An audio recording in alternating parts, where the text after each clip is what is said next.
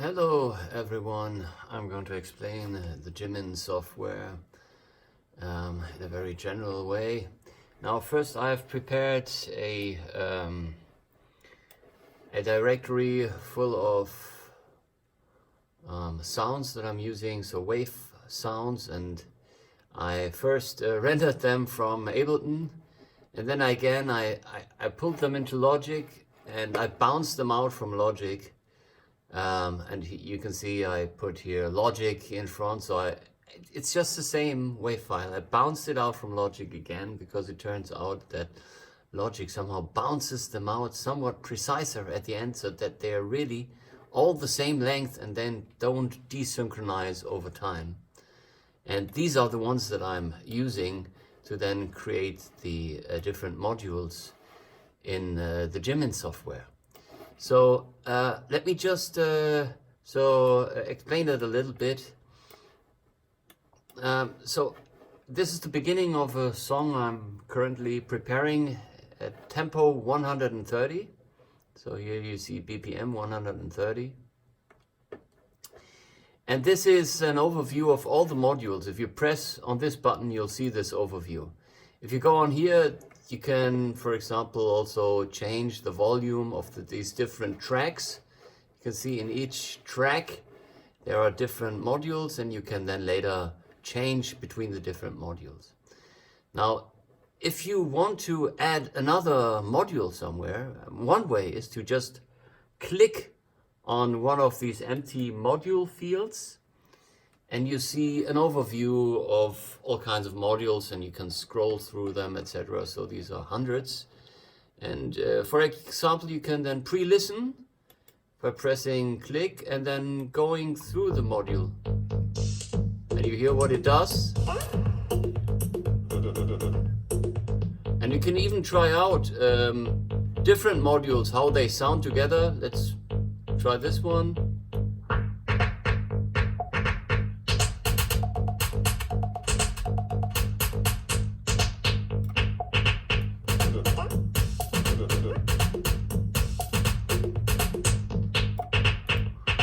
I'm going to stop those because we're not going to use any of these. We're going to produce our own, and we're going to produce them at tempo 130, and for tempo 130 is more difficult than at tempo 120. We're going to need some workarounds for all the tempi different than 120. I'll show you why. I've already prepared some here. You can hear those. So one beat,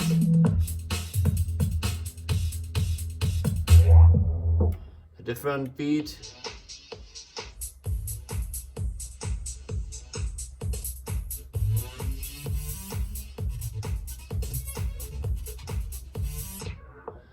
and some guitar.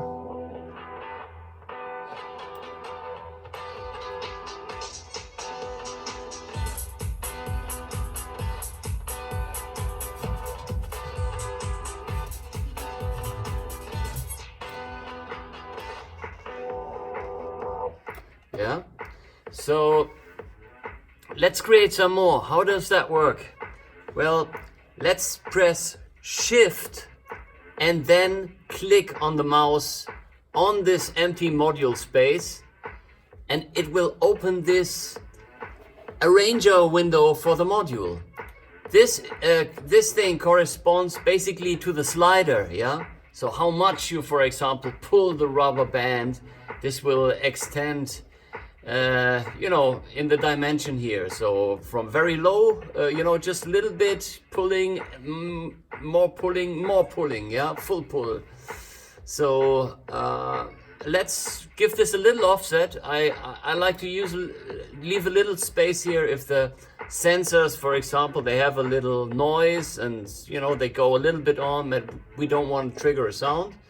So that's why I usually leave a little space here.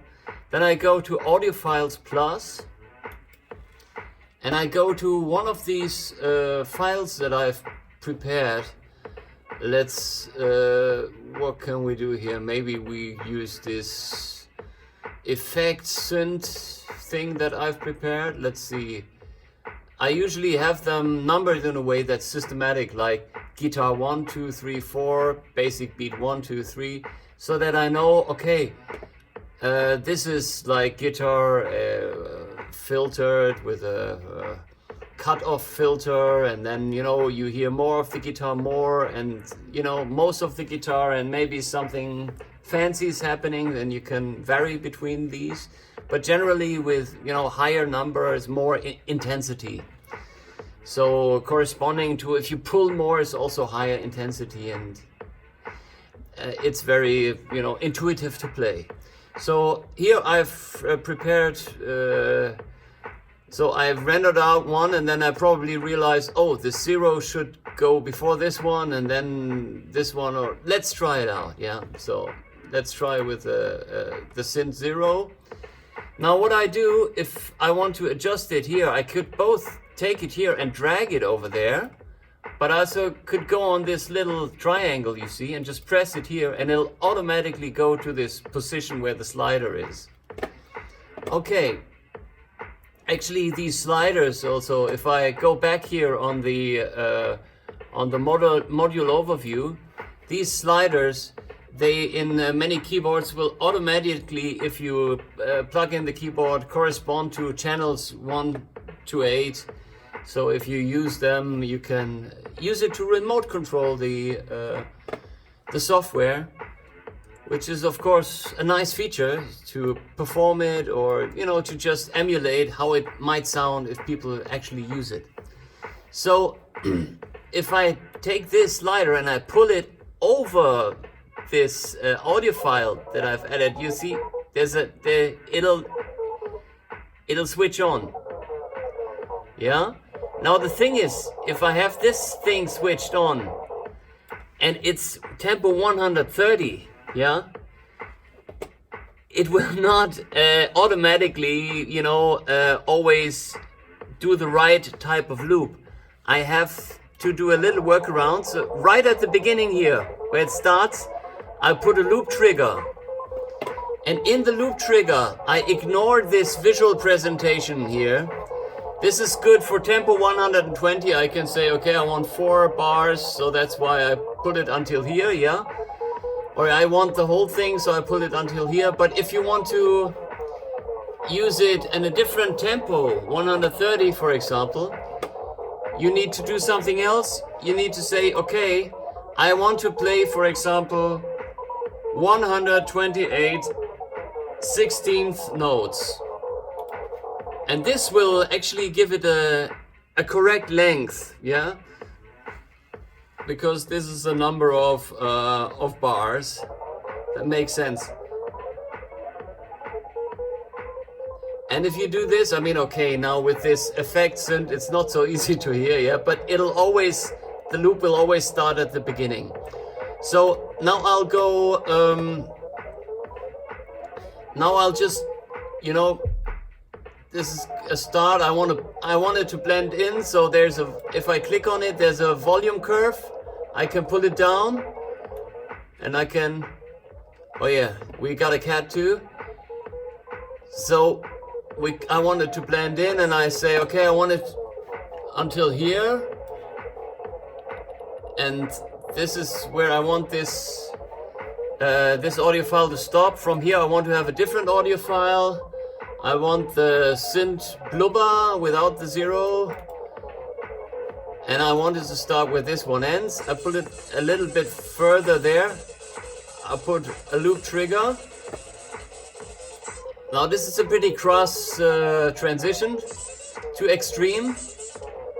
Well, first I put in, okay, we had here 128. Let's put a 128 here too. It could be longer or shorter depending if you have like a 2-bar loop or a 4-bar loop, or a, you know, whatever, a number bar loop. Okay, so now it'll always be on the right position, yeah? If it's the same, if it was used, it was rendered in the same length, and now you know, we put in the same length down there. These will always, you hear it easier with beats, it'll always be at the right position. Okay, but I don't like this transition, so I'm going to do a crossfade here, where I'm going to pull this a little further to the right, this a little further to the left, and I'm going to blend this out and blend this in, and we automatically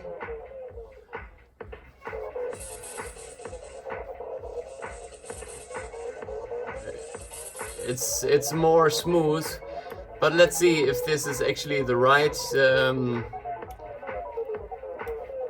audio file I wanted to have here. Let's have a look at this other audio file, Synthluber 1, load, and let's see how this actually sounds. Oh yeah, see, this is more what I actually had in mind. I can just have this begin here. So if you want to throw out a file because you think, oh, this is the wrong file or something, you go on it and you go audio files minus, and it'll throw it out. But we can leave this ear in here now, and we can do another crossfade here.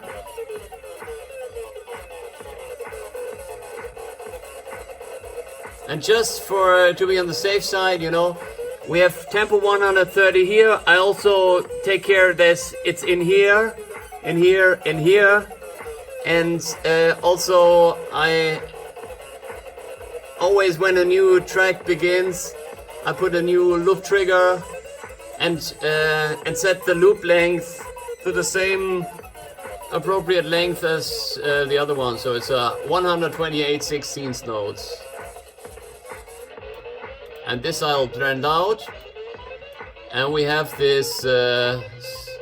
Little bit psychedelic thing.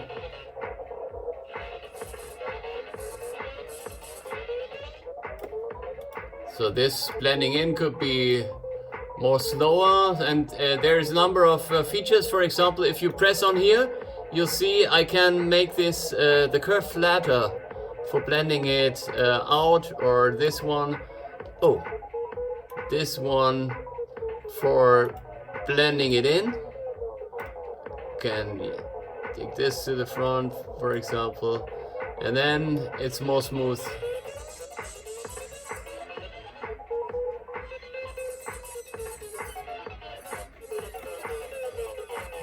So you can already, you know, just use this somehow to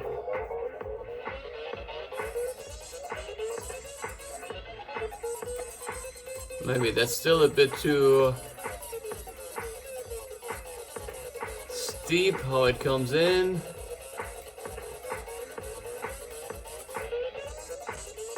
No, it's okay. So the end is not all the way there, so I can drag it there. Now it's the whole dimension. Okay, let's just, you know, leave it at that for now, and give the module a name. I usually start with the name of the song, so later I can. It's more easy to difficult German name here, and I usually first do the song name, then I say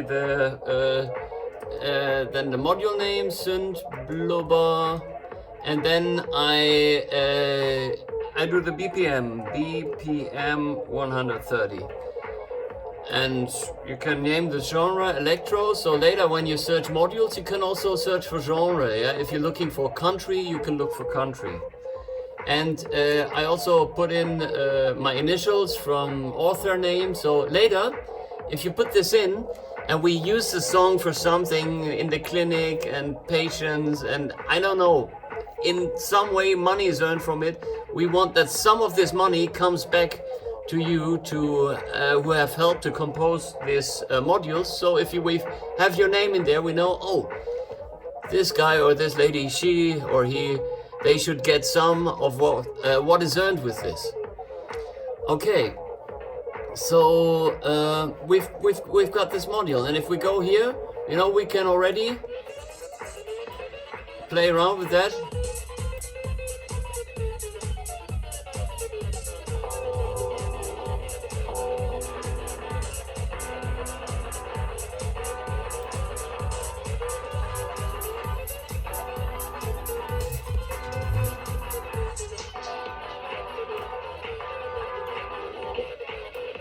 Okay, so that's that. Let's do another one. Okay, so shift and click.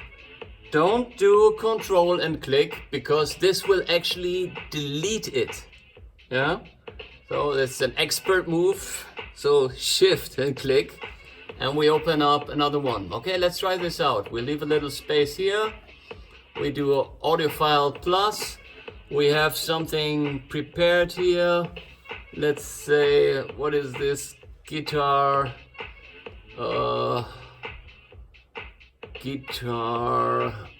relax 1, 2 and break guitar. Let's see what this is. Yeah, so we start this pretty loud. We can pull down the gain of this module here too. It's only for this module, yeah. And we have to again put loop trigger, and I don't know exactly how long it is. Let's say it's 128. And then it'll be in time with everything else if we give here the right loop length. It's really important that you don't use this when you're at tempo at a different tempo than 120, but you use the numbers. You can define the loop start. When you want to, for example, have it start in the second bar or so, you can define that here. Okay, let's have this until here. If I click this will go away, and it'll show you that underlying there's a cutoff curve, and I can change the curve. Yeah, I can even like double click or something in here, I think. And I can manipulate this this curve.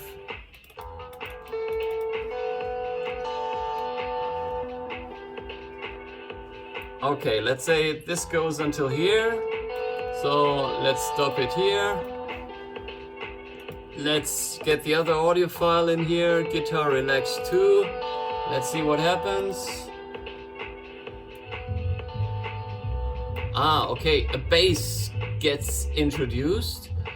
Okay, let's also put a loop trigger here, because it can't hurt when you're working at different tempos from 120 to to do this at every occasion where a new track is introduced. And then afterwards, after I put 128 16th notes in here, I will press here just somewhere, and it's fixated then there. And if I go back and then go, and then it's in beat and the bass fits precisely.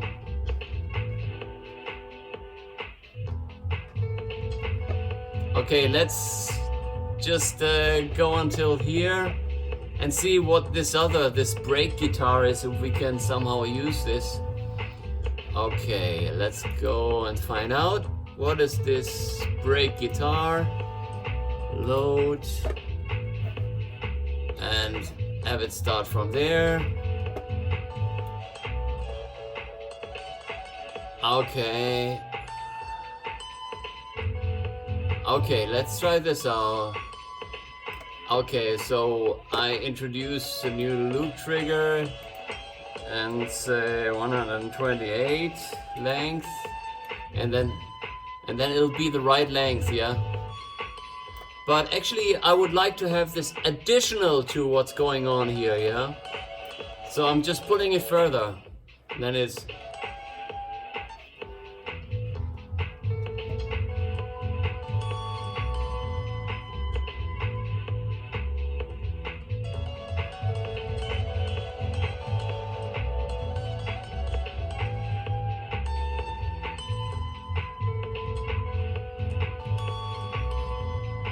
okay, I don't know. I don't like this here, so I'm going to go there and go audio files minus. And this I also can go loop triggers minus. And I can, I don't know, just shift this here, and see how I maybe can use this later. And if I want to have a better blend between those two, I can, pull them apart a little. This should always go the whole way so that there's no silence at the end of when you pull the whole way. So I can have a real transition. It's more smooth.